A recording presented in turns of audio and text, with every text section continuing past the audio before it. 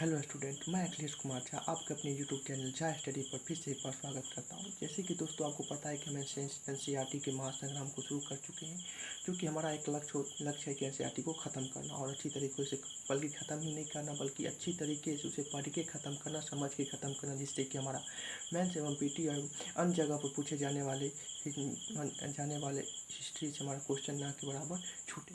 दोस्तों जैसा कि आपको पता है कि कल हम एनसीईआरटी चैप्टर 10 के पार्ट 1 अपलोड कर चुके हैं। आज हम पार्ट 2 पढ़ के एनसीईआरटी क्लास 7 को ख़त्म करेंगे। इससे पीछे जो वीडियो छूटा हुआ है उसको हम 1-2 दिन में क्या करेंगे तो अपलोड कर देंगे। तो चलिए दोस्तों, आज हम पढ़ते हैं एनसीईआरटी क्लास 7 चैप्टर 10 के पार्ट 2। इसके यह पार्ट ख़त्म होने के बाद एनसीईआरटी क्लास 7 के हिस्ट्री को ख़त्म करके हम 8 में चलेंगे। जैसा कि दोस्तों यदि आप रिकॉल करें तो कल हम क्या पढ़ा, कल हमने पढ़ा था जो मुगल साम्राज्य जब औरंगजेब की मृत्यु हो जाती है 1707 ईस्वी में, तो मुगल की सत्ता एक कगार पर आ जाती है, यानी कि उसकी सत्ता एक टगमगाती कगार पर आ जाती है। जिससे क्या होता है तो जितने भी 18वीं शताब्दी में जितने भी स्वतंत्र राज्य था क्या होता है अनेक भागों में बंट जाता है, जो कि अनेक सूबेदारों अनेक जगह के सूबेदारों के द्वारा अनेक जगह के सूबेदारों के द्वारा क्या करते उसे हड़प लिया जाता है, उस क्षेत्र में अपना नियंत्रण स्थापित कर लेता है।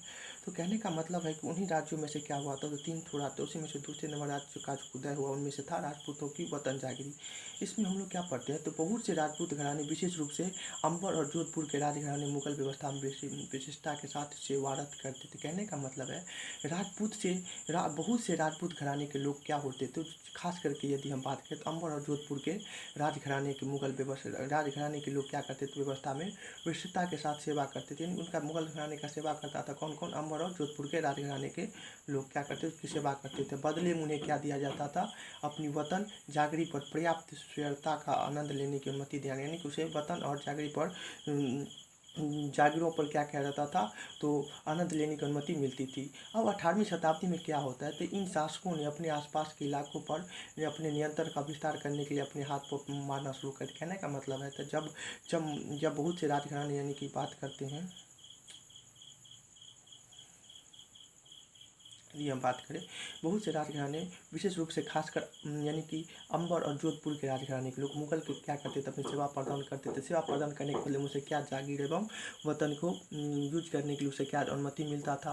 अब क्या होता है तो 18वीं शताब्दी में इन शासकों ने अपने आसपास कुछ क्षेत्र, उनके आसपास कुछ क्षेत्र होते थे उस पर अपना नियंत्रण स्थापित करने के लिए अपना विस्तार शुरू कर देते, यानी कि अपना पाँव फैलाना शुरू कर देते हैं। ऐसे में जोधपुर के राजा यानी कि अजीत सिंह ने भी मुगल दरबार की कूटनीति राजनीति में अपना पैर फैला दिया। कहने का मतलब है जोधपुर के राजा कौन थे, अजीत सिंह। यानी कि आप कितने बार पूछ चुका है जोधपुर के राजा कौन थे, अजीत सिंह। इस यहाँ पे आपको जोधपुर के अलावा और कोई भी राज्य दे सकता है, इसलिए आप लोग अच्छी तरह से पढ़िए और समझने की कोशिश करिए। कहने का मतलब होता है कि जब 18वीं शताब्दी आती है तो इन शासक अपने आप को क्या करते हैं, अपने इलाके में नियंत्रण का विस्तार करने के लिए अपने हाथ पाँव स्लो, यानी कि इसके आसपास जो इलाके होते हैं उसमें नियंत्रण करने के लिए क्या करते हैं तो अपना हाथ पाँव मारना शुरू कर देते हैं। ऐसे में जोधपुर के राजा अजीत सिंह ने मुगल दरबार की कूटनीय राजनीति में अपने पैर फैला दिया। लेकिन जो मुगल दरबार में जो कूटनीय राजनीति उसमें चला था उसमें क्या क्या अपना पैर फैलाते। इसी प्रभावशाली राजपूत घराने कहने का मतलब है इसी प्रभावशाली राजपूत घराने ने गुजरात और मालवा के लाभदायक सूबों की सूबेदारी का दावा किया। कहने का मतलब ये जो प्रभावशाली राजपूत घराने के लोग थे गुजरात और मालवा के लाभदायक सूबों की सूबेदारी का बनने का क्या क्या दावा किया। और जोधपुर के राजा, जो कि हमारे जोधपुर के राजा कौन, अजीत सिंह को गुजरात की सूबेदारी और अंबर के सवाई राजा जय सिंह को मालवा की सूबेदारी मिल गई। यानी कहने का मतलब है जो हमारा जोधपुर के राजा थे अजीत सिंह से अजीत सिंह से कहाँ का सूबेदारी नियुक्त कर दिया है तो गुजरात का। और जबकि हमारा जो थे जय सिंह, जो कि अंबर के राजा था, हमारा कौन थे जय सिंह, उसको कहाँ का सूबेदारी नियुक्त कर दिए गए, यानी कि मालवा की सूबेदारी नियुक्त कर दिए गए। इसी के बीच चाहता है बादशाह जहादार शाह ने 1713 ईस्वी में इन राजाओं के इन पदों का नवीकरण कर दिया, यानी कि इन राजाओं के नवीकरण कर दिया और उन्हें अपने वतनों के पास पड़ोसी के शाही इलाकों के कुछ हिस्से पर कब्जा करने की भी कोशिश की। यानी कि जो राजा थे यानी कि बादशाह थे जहांदार शाह ने 1713 ईस्वी में इन राजाओं के इन पदों का नवीकरण किया और उन्हें अपने वतनों के पास यानी कि पास पड़ोसी के शाही इलाकों के कुछ हिस्सों क्या कब्जा करने की कोशिश कर ली, यानी कब्जा करने की कोशिश की। जोधपुर राजघराने ने नागौर को जीत लिया। यानी कि जोधपुर का राजा कौन था, यानी कि जोधपुर का राजा कौन था तो हमारा जोधपुर का राजा अजीत सिंह ने क्या किया तो अजीत सिंह ने जोधपुर के घराने के लोग ने क्या किया, तो नागौर को जीत लिया, अपने क्षेत्र में मिला लिया गया। यदि हम दूसरी तरफ की बात करें, यानी कि अंबर के राजा ने भी बूंदी के बड़े बड़े हिस्सों पर अपना कब्जा स्थापित कर लिया। यानी कि अंबर के राजा कौन थे, तो अंबर के राजा उस समय के थे अजीत सिंह।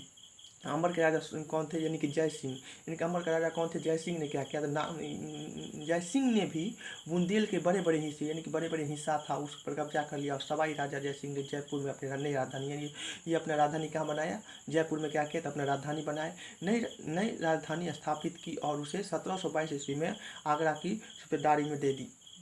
कहने का मतलब है कि हम यानी कि पढ़ रहे हैं राजपूतों की वतन जागी। कहने का मतलब है बहुत से ऐसे राजपूत घराने के लोग होते थे, खास करके यदि हम अंबर और जोधपुर की यदि हम बात करें, तो मुगल घराना में क्या करते अपने सेवा प्रदान करते। सेवा प्रदान करने के लिए मुझे क्या वतन एवं जागीर दिया जाता था, यूज करने के लिए वतन एवं जागरूकों को प्राप्त करने की अनुमति दिया जाता था। अब 18वीं शताब्दी में क्या होता है, इन शासकों ने अपने आसपास के जो इलाके क्षेत्र थे, यानी कि आसपास के इलाके पर क्या करना, नियंत्रण का प्रस्ताव विस्तार करने के लिए अपने हाथ को फैलाना शुरू कर देता है। इसी बीच में जोधपुर के राजा यानी कि अजीत सिंह ने भी मुगल के दरबार में जो कुटीय राजनीति में अपना पैर फैला दिया, यानी कि कुटीय राजनीति उन लोगों को अभी चल रहा था, उसमें क्या किया, तो अपना पैर फैला दिया। इसी प्रभावशाली घराने ने गुजरात, यानी कि इसी प्रभावशाली राजपूत घराने लोग ने क्या किया, गुजरात और मालवा के लाभदायक सूबे बनने के लिए अपना दावा किया, यानी कि उसे मुगलों से क्या किया, अपना दावा किया। तो मुगल ने इसे जोधपुर के राजा जो कि अजीत सिंह को क्या किया, गुजरात के सूबेदार नियुक्त कर दिए। और जबकि हमारा जो आता है, यानी कि मालवा के सूबेदार किसे नियुक्त कर देते हैं, तो राजा जय सिंह को मालवा के सूबेदार नियुक्त कर देते हैं। इसी बीच में क्या होता है, तो बादशाह जहांदार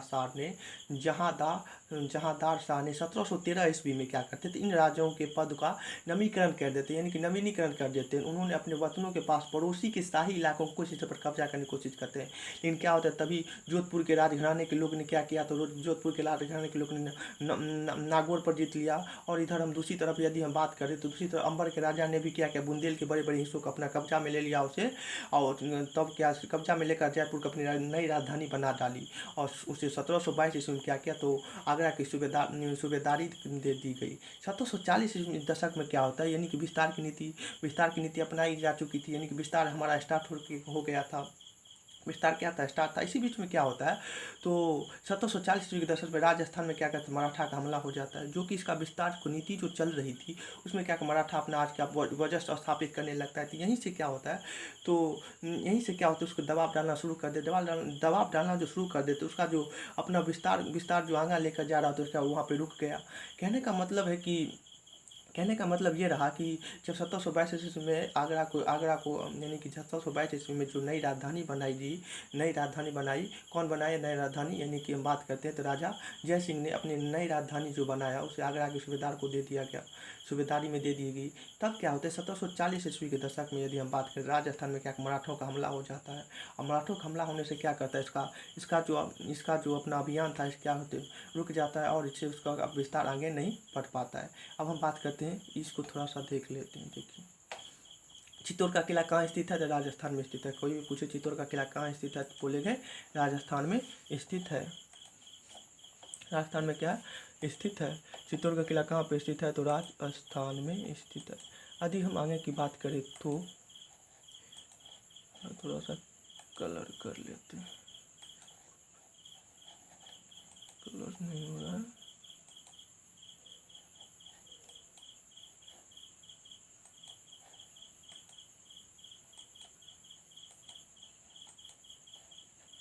चलिए हम लोग बात करते, देखिए राजा जय सिंह के बारे में कुछ जान लेते हैं, जो कि हमारा मालवा के क्या थे, ये अपना शासक थे। देखिए 1732 ईस्वी में एक फारसी वृत्तांग में राजा जय सिंह का वर्णन मिलता है, यानी कि हमें ये वर्णन कहाँ से मिलता है, तो एक फारसी वृत्तांग थे, उसके अनुसार से हम राजा के बारे में वर्णन करते हैं। तो इसमें क्या लिखा था, तो राजा जय सिंह अपनी सत्ता की चरम सीमा पर थे। यानी कहने का मतलब उस समय जब राजा 1732 ईस्वी में जब ये फारसी वृत्तांग में राजा जय सिंह के बारे में वर्णन करता है, तो उसमें लिखता है कि राजा जय सिंह जो थे अपनी सत्ता की चरम सीमा, यानी कि सबसे ऊंची लेवल पर थे उस समय। 12 वर्ष के लिए आगरा के सूबेदार रहे, यानी कि 12 वर्ष के लिए क्या रहे, आगरा के सूबेदार रहे। और 5वें या 6ठे वर्ष के लिए मालवा के उन्होंने अपना पास विशाल सेना, तोप खाना तथा भारी मात्रा में धन संप्रदाय थी। यानी कहने का मतलब है जो क्या रहे, 12 वर्षों के लिए आगरा के सूबेदार बने रहे, और 5वां या 6ठे वर्षों के लिए मालवा के सूबेदार रहे। उसने अपने पास विशाल सेना, तोप खाना तथा भारी मात्रा में धन संप्रदाय थी। यानी कहने का मतलब उनके पास क्या था, विशाल विशाल सेना थी, तोपखाना थी, भारी संख्या में धन संप्रदाय थी। उनका प्रभाव दिल्ली से लेकर नर्मदा तक था। कहने का मतलब उनका प्रभाव कहाँ से कहाँ तक था, तो दिल्ली से लेकर नर्मदा तक। इनका प्रभाव कहाँ से कहाँ तक था, तो दिल्ली से लेकर नर्मदा तक क्या था, इनका प्रभाव था। यदि हम यहाँ पे बात करें जयपुर के जंतर मंतर, यही है जयपुर का जंतर मंतर। देखिएगा जंतर मंतर कहाँ है, तो जयपुर में। कहाँ है जंतर मंतर, यही है जयपुर का जंतर मंतर। यदि हम बात करें अंबर के शासक सवाई जय सिंह ने दिल्ली, जयपुर, उज्जैन यानी कि बात करते हैं तो अंबर के जो राजा थे सवाई जय सिंह की हम बात करें दिल्ली, जयपुर, उज्जैन, मथुरा और वाराणसी में 5 खगोलीय वेधशालाओं का निर्माण कराए। कहने का मतलब कहाँ कहाँ कराए, यानी कि हमारा कराए, हमारा दिल्ली में कराए, जयपुर में कराए, उज्जैन में कराए, मथुरा में कराए, वाराणसी में 5 खगोलीय वेधशालाओं का निर्माण कराए। जंतर मंतर जो कि आज जंतर मंतर के नाम से विख्यात है, जो कि कहाँ पे है, जयपुर में जंतर मंतर है, जो कौन बनाए थे, मालवा के शासक जय सिंह के द्वारा बनाया गया था। अब हम पढ़ते सिख के बारे में। सिख के बारे में यदि आपको सिख के बारे में हम लोग आज आप पढ़ते हैं। देखिए सिख के बारे में क्या दिया हुआ है, तो सिख अध्याय 8 में आपने पढ़ा कि 17वीं शताब्दी के दौरान सिख एक राजनीतिक समुदाय के रूप में गठित हो रहा है। कहने का मतलब है अध्याय 8 में हमने पढ़ा था कि 17वीं शताब्दी के दौरान कैसे सिख लोग एक राजनीतिक समुदाय में उभरते हैं, यानी कि गठित होते हैं। तो 17वीं शताब्दी कैसे वो लोग क्या करते हैं, तो अपने क्या करते हैं, दौरान सिख एक राजनीतिक समुदाय के रूप में गठित होते हैं। इससे पंजाब के क्षेत्रीय, इससे क्या होता है, तो पंजाब के क्षेत्र का निर्माण होता है, यानी कि विस्तार होता है। 17वीं शताब्दी के दौरान क्या होता है, तो सिख का जो कि सिख राजनीतिक समुदाय में उभरता है, जिससे क्या होता है, इससे पंजाब के क्षेत्रीय राज्य का निर्माण को बढ़ावा देता है। कहने का मतलब है जब सिख 17वीं शताब्दी में उदय होता है, यानी कि राजनीतिक गठित का उदय होता है, तो क्या होता है, तो वहाँ का पंजाब के क्षेत्र का बेसिकली है कि जब पंजाब में यानी कि सिख उदय हुआ तो पंजाब का क्या होगा, निर्माण होगा, यानी कि उसका बढ़ावा शुरू हो गया। तो गुरु गोविंद सिंह, यहाँ पे हमें ध्यान देना है, गुरु गोविंद सिंह ने 1699 में खालसा पंथ की स्थापना की। कई बार पूछा जा चुका है कि खालसा पंथ की स्थापना किसने किया, तो गुरु गोविंद सिंह। वर्ष नहीं पूछा है, लेकिन आप वर्ष भी याद रखिए, कब गया था, 1699 में गुरु गोविंद सिंह ने 1699 में खालसा पंथ की स्थापना से पूर्व और उसके पश्चात राजपूत और मुगलों के शासक के खिलाफ कई लड़ाई लड़ी। कहने का मतलब है जब 17वीं शताब्दी में क्या होता है, तो सिख संप्रदाय अपने उभरने लगती है और पंजाब के क्षेत्र का निर्माण होता है, बढ़ावा शुरू हो जाता है। तो इस समय गुरु गोविंद सिंह ने 1699 में खालसा पंथ की क्या करते हैं, स्थापना करते हैं। यानी खालसा पंथ जो स्थापना करते हैं उससे पूर्व, कहने का मतलब खालसा पंथ जो स्थापना 1699 गुरु गोविंद सिंह के द्वारा किया गया, उससे पूर्व यानी कि पहले और पश्चात बाद में राजपूत और मुगलों के शासक के खिलाफ कई लड़ाई लड़ी गई थी। कहने का मतलब है जब गुरु गोविंद सिंह ने 1699 ईस्वी में क्या क्या खालसा पंथ का स्थापना किए तब, तो उसके पूर्व और पश्चात क्या हुआ, तो राजपूत और मुगलों के शासक के खिलाफ कई लड़ाई लड़ी गई। 1760 ईस्वी में गुरु गोविंद सिंह की क्या होती है, मृत्यु हो जाती है। 9 वर्ष के बाद क्या होता है, तो गुरु गोविंद सिंह की मृत्यु हो जाती है। और बाद में बंदा बहादुर के नेतृत्व में क्या क्या खालसा पंथ की देखभाल का नेतृत्व में रहा। जब गुरु गोविंद सिंह की मृत्यु हो जाती है 1760 ईस्वी में, तो बंदा बहादुर के नेतृत्व में खालसा ने मुगलों की सत्ता के खिलाफ विद्रोह किया। यानी कहने का मतलब है उसके बाद बंदा बहादुर के द्वारा खालसा का नेतृत्व किया गया, मुगल सत्ता के साथ उसका विरोध किया गया। उसने यानी कि बंदा बहादुर जैसे बाबा गुरु नानक, यानी कि बाबा गुरु नानक और गुरु गोविंद सिंह के नाम वाले सिक्के का गढ़ कर अपने शासन का सार्वभौमिक बनाया। कहने का मतलब है जब 1699 ईस्वी में, यानी सर हम इसलिए बार बार रिपीट करें कि आपके मैंने बैठ जाए, यानी कि दोबारा आपको पढ़ना ना पड़े, इसलिए आप याद रखिएगा और ध्यान से पढ़ने की कोशिश करेगा, समझिएगा। देखिए गुरु गोविंद सिंह ने क्या किया, 1699 ईस्वी में खालसा पंथ की स्थापना किया। तो किसने खालसा पंथ की स्थापना किया, गुरु गोविंद सिंह। कब किए, तो 1699 ईस्वी में। कहता है इससे कि जब ये खालसा पंथ की स्थापना करते 1699 ईस्वी में, इससे पहले 1699 ईस्वी से पहले और 1699 ईस्वी के बाद अन्य तरह के राजपूत और मुगलों के शासन के खिलाफ क्या गई, लड़ाई लड़ी गई। जब 1708 ईस्वी में क्या होता है, तो गुरु गोविंद सिंह की मृत्यु हो जाती है। मृत्यु के बाद क्या होता है, तो खालसा पंथ का देख कौन करता है, बंदा बहादुर के द्वारा खालसा पंथ का क्या होता है, देखरेख किया जाता है। बंदा बहादुर के द्वारा क्या होता है, खालसा पंथ का देखरेख किया जाता है। उसके बाद क्या होता है, तो खालसा और मुगलों के खिलाफ विद्रोह भी किया जाता है। उसने बंदा बहादुर ने क्या किया, तो बाबा गुरु नानक और गुरु गोविंद सिंह के नाम वाले सिक्के गढ़कर अपने शासनकाल को सार्वभौमिक कर, यानी कि बंदा बहादुर ने क्या किया, तो बाबा गुरु नानक और गुरु गोविंद सिंह के नाम से क्या सिक्के गढ़ने लगे, अपने शासन को सार्वभौमिक बताया। इससे क्या होता, अपने शासन को सार्वभौमिक बताया। सतलुज और यमुना नदी के बीच क्षेत्र में उन्होंने अपना शासन प्रशासन चलाया। यानी कहने का मतलब है सतलुज, जो कि सतलुज और यमुना नदी के बीच क्या किए, क्षेत्र में अपने अपने प्रशासन की स्थापना की। यानी कि सतलुज और यमुना नदी के बीच क्या किए, तो क्षेत्र में उन्होंने अपने प्रशासन की स्थापना की। सतलुज और यमुना नदी के बीच में अपने शासन की स्थापना किसने किया, तो कि किसके द्वारा, बंदा बहादुर के। लेकिन 1715 ईस्वी में क्या होता है, बंदा बहादुर को बंदी बना लिया, यानी जब्त कर लिया जाता है मुगलों के द्वारा। क्या किया जाता है, 1715 ईस्वी में क्या किया जाता है, बंदा बहादुर को जब बंदी बना लिया जाता है और उसे 1716 ईस्वी में मार दिया जाता है। यानी कि 1 साल के बाद उसे मार दिया जाता है। तो कहने का अर्थ है बंदा बहादुर का क्या इसमें क्या रहा, बंदा बहादुर को सिख में क्या अपना वर्चस्व किया, यानी क्या काम किए इसमें, तो क्या किए, जब गुरु गोविंद सिंह ने खालसा पंथ का स्थापना किया 1760 ईस्वी में मर गए, तो उसके बाद उसका नेतृत्व कौन किया खालसा पंथ का, तो बंदा बहादुर के द्वारा किया। बंदा बहादुर ने उसके बाद मुगलों के खिलाफ क्या किया, खिलाफ विद्रोह भी किया। उसने क्या किया, तो गुरु नानक साहब यानी गुरु नानक साहब और गुरु गोविंद सिंह के नाम पर क्या सिक्के ढलाया और अपने शासन का सार्वभौमिक बताया, यानी सार्वभौमिक बताया। उसने क्या किया, सतलुज और यमुना नदी के बीच अपना शासन व्यवस्था स्थापना किया था। और 1715 ईस्वी में क्या किया, उसे बंदा बहादुर को गिरफ्तार कर लिया गया और 1716 ईस्वी में उसे मार दिया गया। अब हम आगे बढ़ते हैं। 18वीं शताब्दी में कई योग्य नेताओं के नेतृत्व में सिखों ने अपने अपने को पहले, यानी कहने का मतलब 18वीं शताब्दी में कई योग्य नेताओं ने के नेतृत्व में, कई योग्य नेता तो उसके नेतृत्व में सिख ने अपने आप को पहले क्या किए, तो जातकों में और बाद में मिसलों में संगठित कर लिया। पर कहने का मतलब 18वीं शताब्दी के जब बंदा बहादुर को मृत्यु हो जाती है तो उसके बाद हम क्या करते हैं, तो 18वीं शताब्दी के कई योग्य नेताओं के सिखों ने पहले अपने आप को किस में मिलाया, यानी कि पहले अपने आप को जत्थों में और बाद में उसे मिसलों में असंगठित कर दिया। इन जत्थों और मिसलों की संयुक्त सेना क्या कहलाती थी, दल खालसा कहलाती थी। दल खालसा में कौन कौन से सेना नेतृत्व, यानी कौन से लोग लेते थे, जत्थ और मिसल के संगठित रूप को क्या कहते थे, दल खालसा कहलाती थी। उन दिनों दल खालसा बैसाखी और दिवालियों के पर्व पर अमृतसर में मिलते। कहने का मतलब है जो फेस्टिवल होता था बैसाखी और दिवाली के पर्व पर क्या होते थे, तो दल खालसी सेना मिलते थे, आपस में बैठ कर वो अपना निर्णय लेते थे, जिसे क्या कहा जाता था, गुड़ माता, जिसे गुरु का प्रस्ताव कहा जाता था। कहने का मतलब जब हमारा जो होता है बंदा बहादुर की मृत्यु हो जाती है 1716 ईस्वी, उसके बाद क्या होता है 18वीं शताब्दी में कई ऐसे योग्य नेता आए। कई योग्य नेता के नेतृत्व में क्या होते, सिखों ने अपने आप को दो समूह, जो कि जत्थक और बाद में मिसलों में संगठित। तो इस जत्थक और मिसलों को संगठित रूप को क्या कहा जाता था, तो दल खालसा यानी कौन से फेस्टिवल पर मिलते थे, दल खालसा बैसाखी और यानी कि दीपावली के पर्वों पर क्या अमृतसर में क्या अपने आप को मिलते थे, अपने आप के बीच में बैठक करते थे, निर्णय लेते थे, जिसे गुरु के प्रस्ताव कहा जाता है। सिखों ने राखी व्यवस्था स्थापना किया। किसने राखी व्यवस्था स्थापना किया, तो सिखों ने क्या किया, राखी व्यवस्था स्थापना किया। किसने किया राखी व्यवस्था का स्थापना, सिखों के द्वारा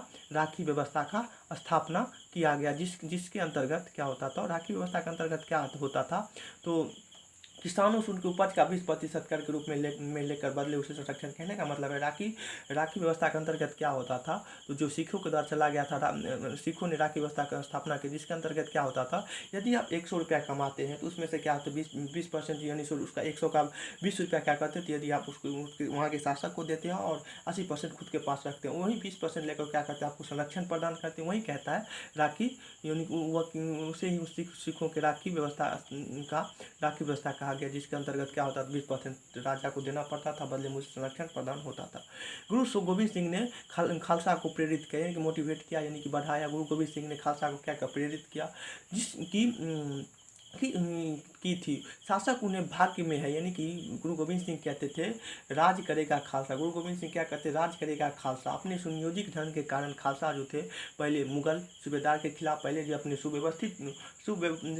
सुनियोजित संगठन के कारण खालसा पहले अपने आप को सूबेदार के खिलाफ और बाद में अहमद शाह अब्दाली के खिलाफ सफल विद्रोह प्रकट कर सका। कहने का मतलब है जब गुरु गोविंद सिंह ने क्या किया, तो खालसा पंथ को प्रेरित किया, अपने सुनियोजित ढंग से सुनियोजित संगठन के कारण खालसा ने पहले किसके खिलाफ किया, विद्रोह किया, तो मुगल सूबेदार के खिलाफ और बाद में अहमद शाह अब्दाली के खिलाफ क्या विद्रोह प्रकट कर दिया गया।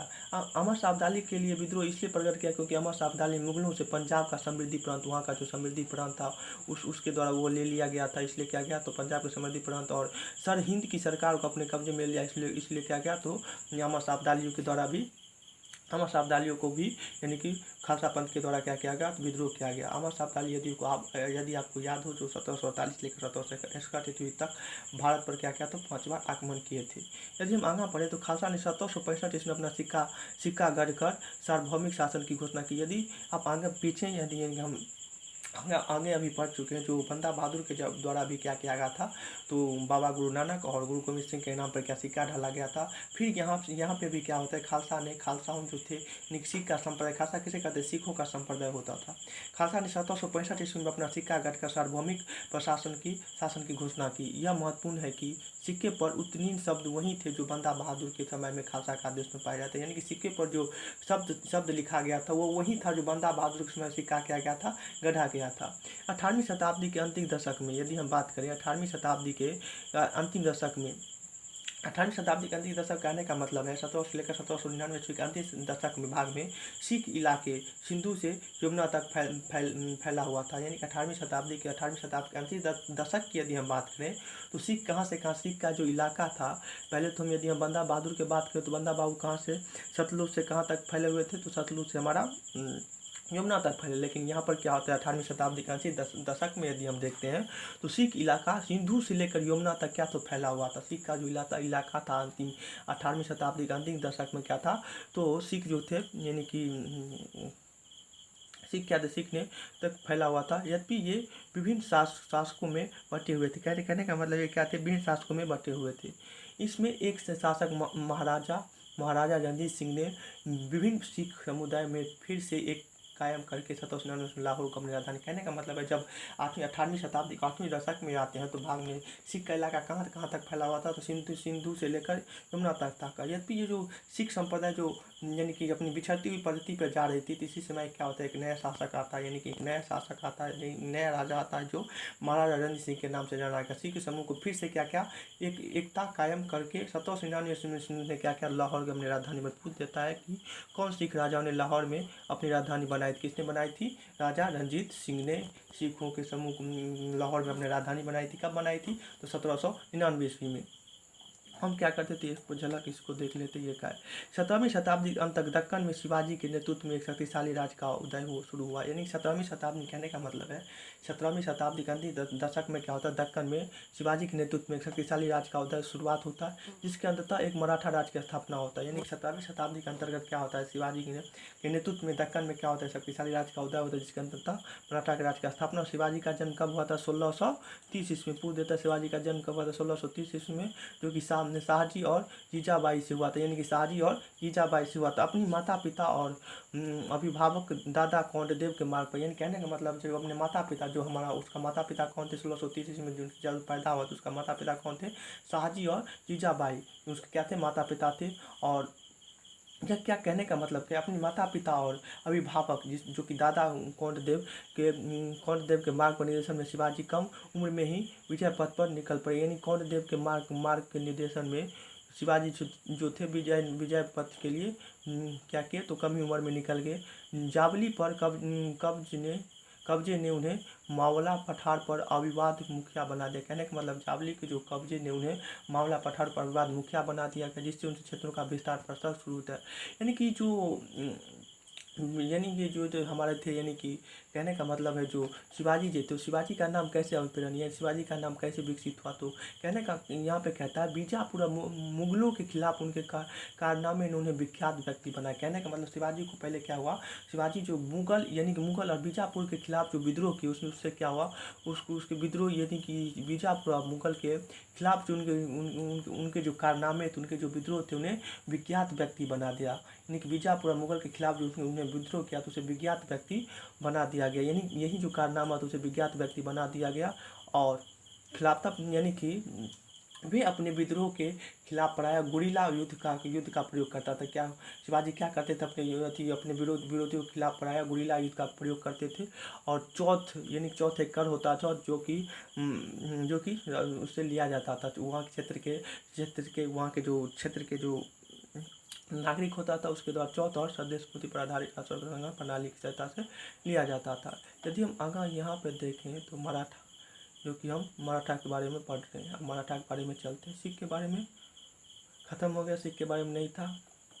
सिख के बारे में कुछ इम्पोर्टेंट नहीं था, यही बोल रहा है जो गुरु कह राज गुरु गोविंद सिंह के द्वारा जब 1699 में खालसा पंथ का स्थापना की, उससे पूर्व में पश्चात में क्या होता है। राजपूत मुगलों के खिलाफ बहुत लड़ाई लड़ी गई। फिर 1760 ईस्वी में गुरु गोविंद सिंह की मृत्यु हो जाती है। उसके बाद बंदा बहादुर के जो शासन का नेतृत्व किया जाता है। फिर बंदा बहादुर के बाद क्या किया जाता है, दो समुदाय में बढ़ जाता है, जत्थों का और बाद में मिसलों में बढ़ जाता है, जिसे संयुक्त दल खालसा कहलाता था। यानी कि इसके बाद हम यही सब है, इसके बाद इसमें कुछ इम्पोर्टेंट उतना नहीं। अब हम चलते हैं मराठा के बारे में। मराठा राज्य एक अन्य शक्तिशाली क्षेत्रीय राज था। कहने का मतलब मराठा राज्य जो था अन्य राज्य के खिलाफ, अन्य राज्य की अपेक्षा क्या था, एक शक्तिशाली राज था। मराठा जो था अन्य राज्य की अपेक्षा क्या था, एक शक्तिशाली राज था, जो मुगल शासन का लगातार विरोध करके उत्पन्न है, जो कि मुगल शासन का लगातार विरोध करके क्या होता, उत्पन्न हुआ था, इसका निर्माण हुआ था। मुगल शासक के लगातार ये विरोध करते रहे, यानी मुगल शासक का लगातार ये मराठा जो थे अपना विद्रोह करते रहे।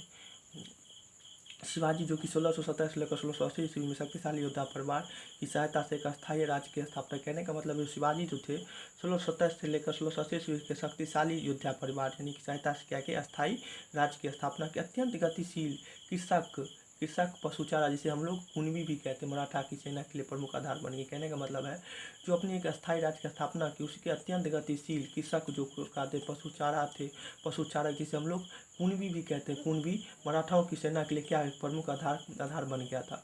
शिवाजी ने प्रायद्वीप में मुगलों को चुनौती देने के लिए ईस्ट सैंड बेल का प्रयोग करते। शिवाजी जो थे मुगलों को चुनौती देते थे, चुनौती देने के लिए क्या करते थे, ईस्ट सैंड बेलों का क्या करते प्रयोग करते। शिवाजी की मृत्यु के पश्चात क्या होता है, मराठा राज्यों में प्रभावी शक्ति चित्तपावन ब्राह्मणों के एक परिवार के हाथ में रहती है। यानी कि जब हमारा शिवाजी का मृत्यु हो जाता है तो उसके बाद हम यदि देखते हैं तो मराठा राज्य की प्रभाव शक्ति किसके पास होता है, तो चित्तपावन ब्राह्मणों के एक परिवार के हाथ में रहता है, जो शिवाजी के उत्तराधिकारी शासनकाल में पेशवा यानी कि प्रधानमंत्री, पेशवा किसे कहा जाता है, प्रधानमंत्री, जो शिवाजी के उत्तराधिकारी के शासनकाल में कौन पेशवा आ गए, जो कि प्रधानमंत्री के रूप में अपनी सेवा देने लगे। जो कि पुणे मराठा क्या थी, राजधानी थी, पूछ सकता है मराठा की राजधानी क्या थी, तो पुणे थी, जो कब स्थापित किया, 17वीं शताब्दी में किया गया था।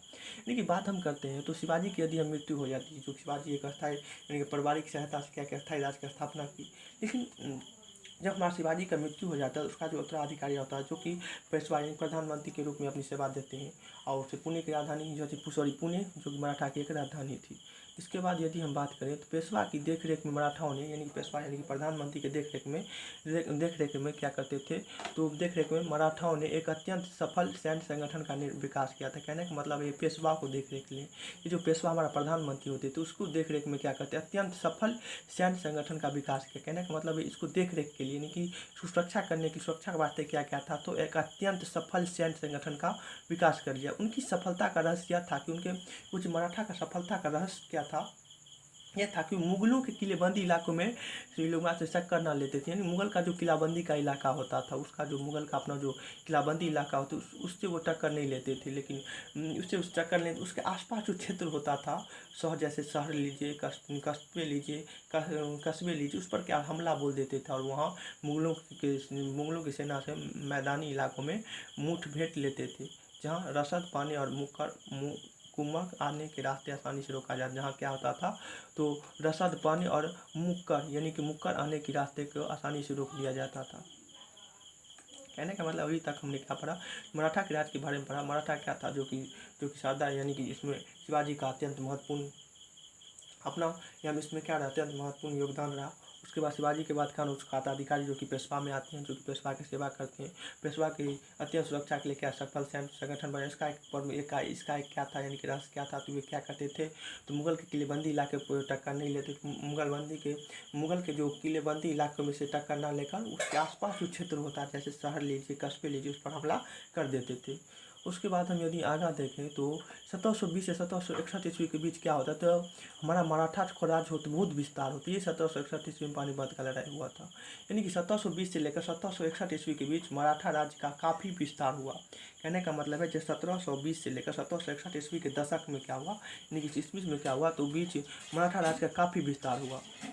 फिर सने सने और काफ़ी सफलतापूर्वक मुगल साम्राज्य की सत्ता को क्षति पहुंचाई। यानी कि कम सने सने समय में क्या किया, काफ़ी सफलतापूर्वक मुगल को क्या किया, मुगल को सम्राट की सत्ता को क्षति पहुंचाई। 1720 ईस्वी के दशक तक मालवा और गुजरात, यही मालवा और गुजरात था जहाँ जोधपुर के शासक के द्वारा उस सूबेदार नियुक्त किया गया था, जो हम पीछे पढ़ चुके हैं। 1720 ईस्वी के दशक तक मालवा और गुजरात के मुगलों से छीन लिया गया। 1720 ईस्वी में क्या गया, तो मालवा और गुजरात को मुगलों से क्या किया, तो छीन लिया गया। और 1780 ईस्वी के दशक में मराठा नरेश को समस्त दक्कन प्रादेशिक अधिकार के रूप में मान्यता मिली। कहने का मतलब है जब 1720 से लेकर 1761 ईस्वी में देखते हैं तो क्या होता है, तो मराठा राज का विस्तार शुरू हो जाता है। यानी कि मराठा राज का विस्तार हुआ।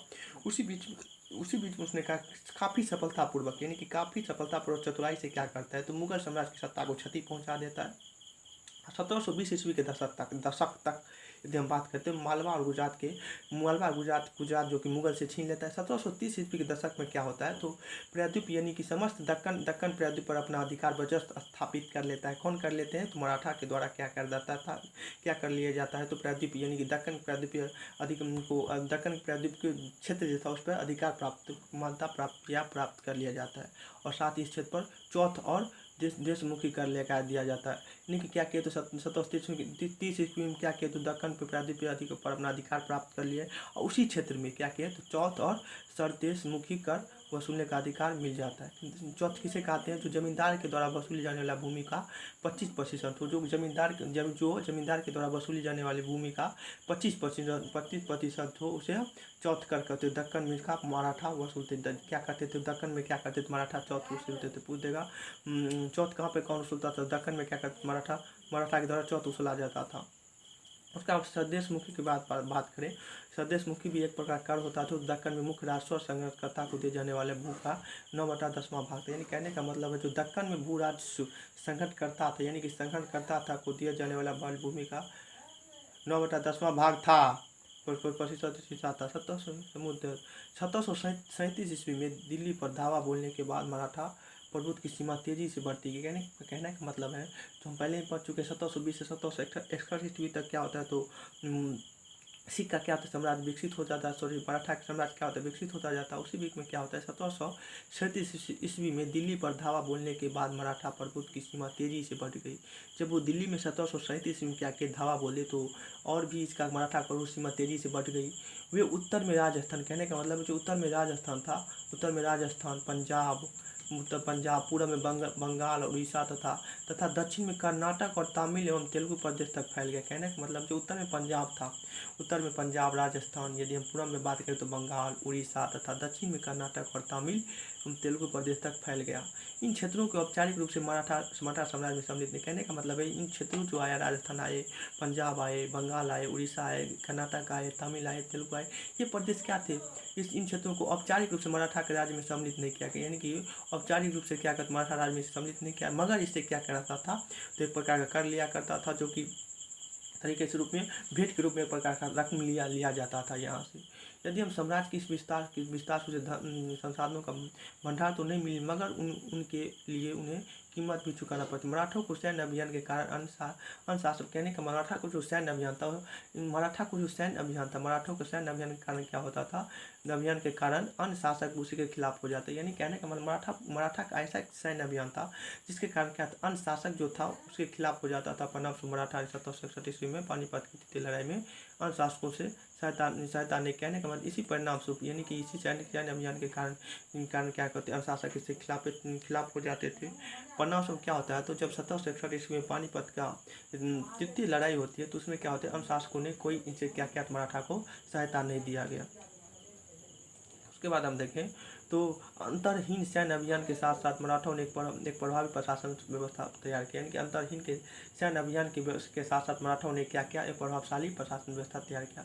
जब किसी इलाके पर एक विजय, यानी कि एक बार विजय अभियान पूरा हो जाता है, कहने का मतलब जब मराठा कहता है जब हमारा किसी इलाके पर एक बार विजय अभियान पूरा हो जाता था और मराठा की शासन सुरक्षा हो जाता। कहने का मतलब है जब मराठा का किसी क्षेत्र पर या किसी भी राष्ट्र पर एक बार विजय विजय विजय अभियान पूरा हो जाता था और मराठा का शासन सुरक्षित हो जाता, तो वहाँ स्थानीय परिस्थितियों को ध्यान में रखकर धीरे धीरे भूराज की मांग की किसी को प्रोत्साहित किया जाता। यानी कि किसी भी राज्य पर मराठा का जब विजय स्थापित हो जाता था, यहाँ पर अभियान पूरा हो जाता तो मराठा का शासन का, तो वहाँ की स्थानीय परिस्थिति को देखते हुए क्या करते थे, धीरे धीरे भूराज की मांग की गई कि वहाँ पर क्या कृषियों को प्रोत्साहन किया जाता था और व्यापारी को पुनर्जीवन किया जाता था। इससे सिंधिया गायकवाड़ और भोसले जैसे मराठा सरदारों ने शक्तिशाली सेना खड़ी करने के लिए संसाधन मिल सकते थे। यानी कि इससे क्या होता था, तो शक्तिशाली सेना खड़ी करने के लिए कौन कौन शक्तिशाली सेना खड़ी कर सकती थी, कौन, तो सिंधिया गायकवाड़ भोसले जैसे मराठा सरदारों ने शक्तिशाली सेना खड़ी कर सकती थी। जब हम 1720 ईस्वी के दशक में मालवा में मराठा अभियान ने उस क्षेत्र में स्थित शहरों के विकास और समृद्धि को कोई हानि नहीं पहुंची। लेकिन जब 1720 ईस्वी में क्या होता था, तो मालवा मराठा अभियान ने उस क्षेत्र में स्थित शहरों के विकास को और समृद्धि को कोई हानि नहीं पहुंचाया। उज्जैन की यदि हम बात करें, उज्जैन सिंधिया के संरक्षण में था। यानी उज्जैन किसके संरक्षण में, तो सिंधिया के संरक्षण में।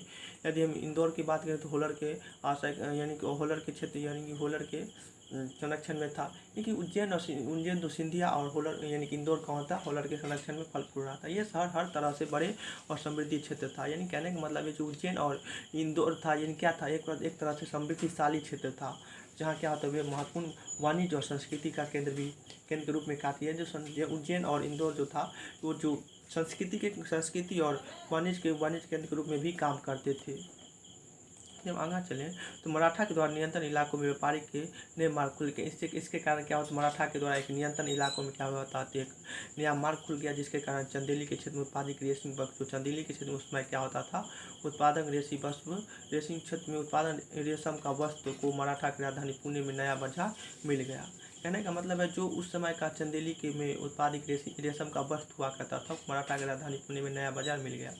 बुरहानपुर पहले आगरा और सूरत के बीच की दूरी पर ही अपने व्यापार में संलग्न था। पहले जो बुरहानपुर था, आगरा और सूरत के बीच की दूरी पर ही अपने व्यापार में संलग्न था। लेकिन अब उसके पास वाणिज्य भीतरी क्षेत्र को बढ़ाकर दक्षिण में पुणे और नागपुर को तथा पूर्व में लखनऊ तथा इलाके को सम्मिलित कर लिया। कहने का मतलब है जो व्यापार का संकलन था उस समय का, उसमें क्या होता, वाणिज्य की भीतरी क्षेत्र जो था बढ़ाकर दक्षिण में पुणे और नागपुर को तथा पूर्व में क्या किया, तो लखनऊ और इलाहाबाद को सम्मिलित कर लिया गया।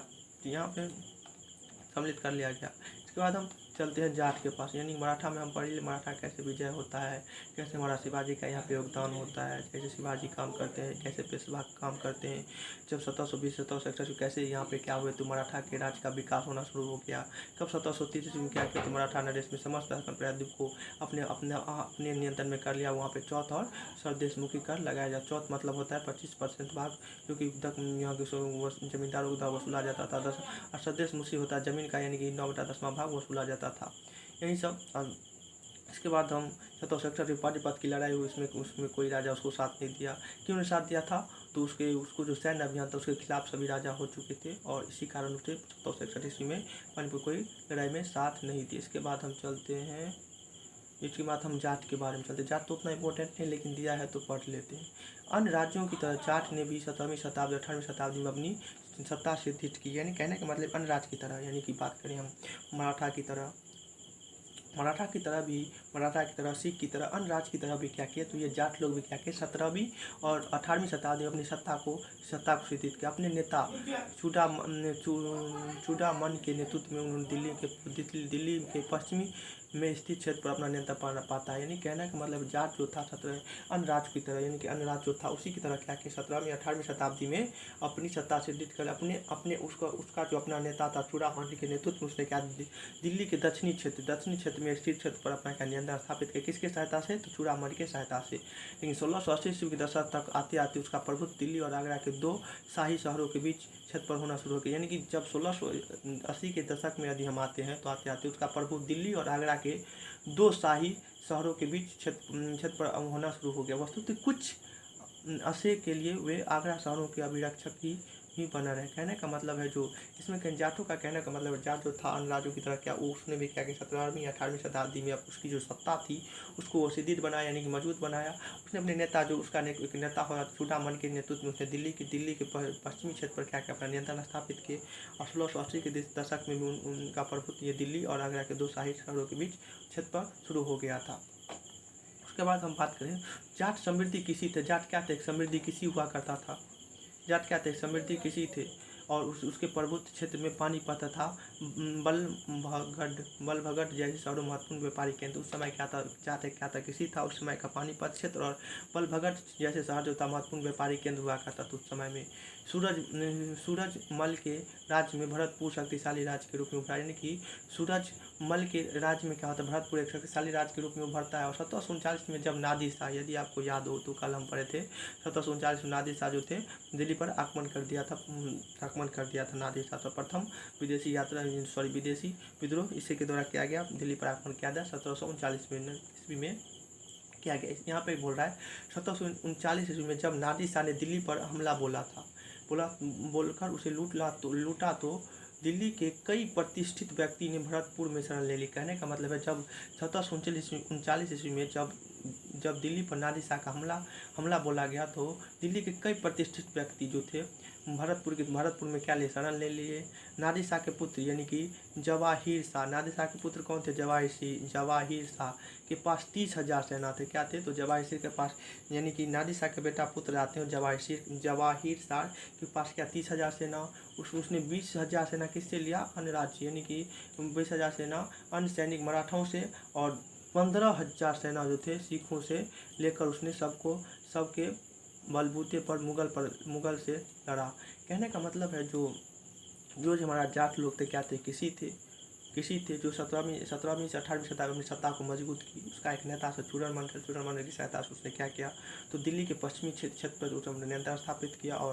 और इसमें क्या हुआ तो यह किसी क्षेत्र जैसे 1700 जब अब क्या होता है तो नादिर शाह का पुत्र आता है कौन? तो जवाहर शाह के पास उसने क्या किया तो सभी राज्य से मिलाकर, यानी कि ये 15,000 क्या किए तो सिखों से सेना ले लिए, 20,000 क्या किए तो मराठाओं सेना ले लिए, अपना भी इसका 30,000 सेना था। सभी को मिलाकर क्या किया तो मुगल पर आक्रमण कर दिया।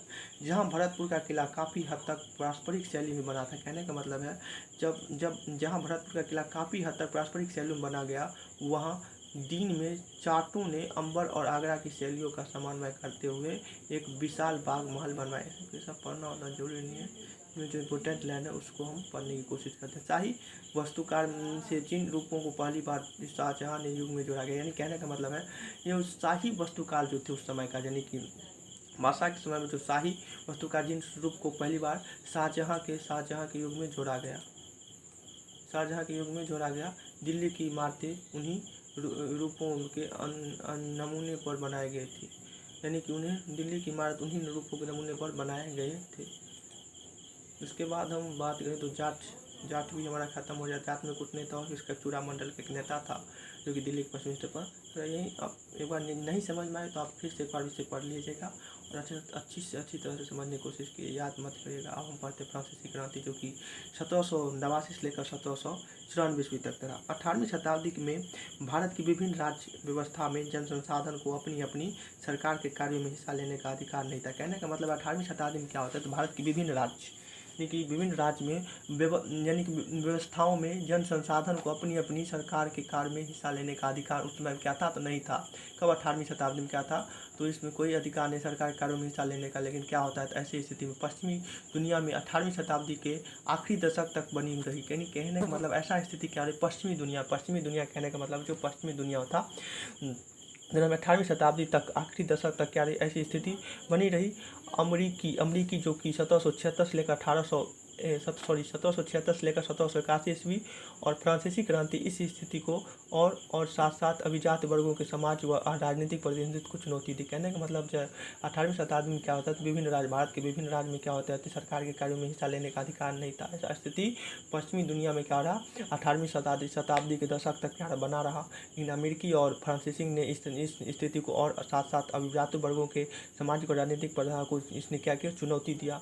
फ्रांसीसी क्रांति के दौरान मध्य वर्ग, यानी फ्रांसीसी क्रांति जब हमारा चल रहा था तो वहाँ पे मध्य वर्ग थे, मध्य वर्ग, किसान, शिल्पकार ने, पादरियों गण और अभिजातों ने विशेषाधिकार के खिलाफ लड़ाई लड़ी। कहने का मतलब जो फ्रांसीसी क्रांति के दौरान मध्य वर्ग के लोग थे, जैसे किसान हो गए, शिल्पकार हो गए, पादरी हो गए, अनविभाजक लोग जो थे के खिलाफ लड़ाई लड़ी। उनका मानना था कि समाज में लड़ाई क्यों लड़ रहे थे, उनका मानना था कि समाज में किसी भी समूह के जन्मसिद्ध अधिकार प्राधिकार नहीं होना चाहिए, बल्कि लोगों की सामाजिक स्थिति योग्यता पर निर्भर करना चाहिए। कहने का मतलब ये लोग जो लड़ रहे थे फ्रांसीसी क्रांति के मध्यम वर्ग था, उनका कहना क्या था, जो सभी व्यक्ति होता है उसका जन्मसिद्ध अधिकार प्राधिकार नहीं होना चाहिए, बल्कि उसके सामाजिक स्थिति योग्यता के आधार पर उसका निर्भर होना चाहिए। फ्रांसीसी क्रांति के दार्शनिकों ने यह सुझाव किया कि सभी के लिए समान कानून और समान अवसर होना चाहिए। जो कि फ्रांसीसी क्रांति के जो दार्शनिक लोग थे, वहाँ का फ्रांसीसी क्रांति का जो दार्शनिक लोग थे, उस लोग क्या बोले, सुझाव दिया सुझाव कि कानून और समान अवसर होना चाहिए। यानी कहने सभी व्यक्तियों के लिए, सभी व्यक्तियों को क्या होना चाहिए, समान कानून और समान अवसर होना चाहिए। जो कि किसके द्वारा क्या कहा गया था, फ्रांसीसी के दार्शनिकों के द्वारा कहा गया था। उनका यह भी कहना था कि सरकार की सत्ता लोक से बननी चाहिए। सरकार की जो सत्ता सरकार जो बनती है वो किसके सारा लोग के अनुसार, यानी सत्ता लोगों से बननी चाहिए और को बनना चाहिए, और जनता को सरकार के कार्यों में भूमिका आदान प्रदान का अदा करने का अधिकार होना चाहिए। यानी कि वहाँ का जो सरकार बनना चाहिए किसके सहायता से, लोगों की, जनता की सहायता से बनना चाहिए, और उसे जनता के प्रति उसे भूमिका अदा करने का अधिकार होना चाहिए। फ्रांसीसी और अमेरिकी क्रांति जैसे जैसे आंदोलन ने धीरे धीरे प्रजातों को नागरिक में बदला डाला। उसके बाद हम यदि यहाँ पे पढ़ते हैं तो नागरिक राष्ट्रीय राज्य एवं लोकतांत्रिक अधिकार के विचार ने भारत की 19वीं शताब्दी के दशक में अंतिम दशकों में जोड़ने का कार्य किया। कहने का मतलब है फ्रांसीसी क्रांति में क्या होता है, जो इसमें क्या आ जाता है, सभी नागरिकों को, खास करके सभी नागरिक जो होते हैं, शिल्पकार, यानी शिल्पकार बात, किसान की बात करें, सभी नागरिकों द्वारा क्या कहते हैं, सभी नागरिकों को समान व्यवहार करना चाहिए, समान कानून रहना चाहिए, सभी व्यक्तियों के समान सब कुछ रहना चाहिए। और जो कि सरकार जो बनना चाहिए वो सब जनता की सहायता से बनना चाहिए, जनता के प्रतिनिधित्व की भूमिका अदा करने के लिए बनाया जाना चाहिए। इसी प्रकार की सहायता को, यानी कि इसी प्रकार क्रांति को क्या फ्रांसीसी क्रांति कहा गया। दोस्तों तो आज हमने ऐसा कवर कर लिया, इसे कवर कर कल हम लोग क्या करेंगे, तो कल हम लोग NCERT हो सके तो इसके पीछे कुछ वीडियो छूट गया उसको हम बनाकर अपलोड करेंगे, नहीं तो कल हम लोग क्लास 8 के NCERT को स्टार्ट करने की कोशिश करेंगे, कल समझने की भी कोशिश करेंगे। दोस्तों आप लोग कुछ इसको पढ़ कर 2-3 बार और पढ़िएगा, इस वीडियो को और देखिएगा, और इसका जो क्वेश्चन आंसर है, जैसे ये लोग को ये क्वेश्चन आंसर उसको क्या करेगा, बनाने की कोशिश करेगा। यदि आप इसको बना लेंगे तो एक प्रकार का आपके मन में एक मोटिवेशन जागरूक होगा, जिसके अनुसार आप तैयारी करने में और अच्छी से अच्छी अपना मेहनत दे सकेंगे। इसके साथ हम आज का वीडियो ख़त्म करना चाहेंगे। दोस्तों एक बात बता दें कि अगर आपको ये वीडियो अच्छा लगता है तो आप लाइक करिए, सब्सक्राइब करिए, और उन स्टूडेंटों के साथ शेयर करिए जो किसी प्रकार की संसाधन नहीं है, जो पढ़ने का उसका पैसा नहीं है, तो वो ये वीडियो देखकर लाभ उठा सके। दोस्तों कल हम मिलते हैं एक नए वीडियो के साथ, जो कि हमारा होगा NCERT क्लास 8 के साथ। चलिए दोस्तों, जय हिंद जय भारत, जय हिंद जय भारत। चलिए मिलते हैं नेक्स्ट वीडियो में।